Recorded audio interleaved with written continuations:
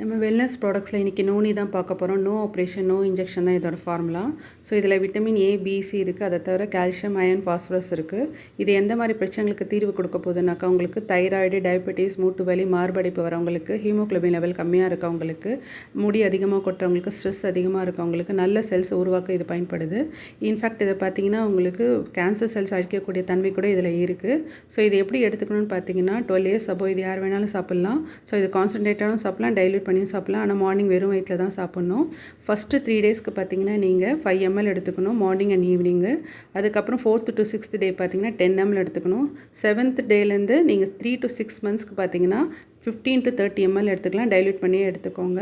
So morning and evening எடுத்துகிட்டு வரும்போது உங்களுக்கு ஹீமோக்ளோபின் லெவல் நல்லா இன்க்ரீஸ் ஆகும்.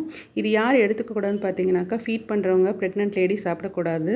அதை தவிர இது 12 இயர்ஸ் கீழே இருக்க பசங்களுக்கு பார்த்தீங்கன்னா நீங்கள் கொடுக்கணுன்னா நம்மளோட எம்எல் வந்து பாதி எம்எல் அவங்களுக்கு கொடுங்க. ஸோ இந்த மாதிரி நம்ம நோனி கொடுத்துட்டு வர மூலமாக நமக்கு ஹெல்த் இஸ் வெல்த்தை நம்ம ப்ரூவ் பண்ண முடியும்.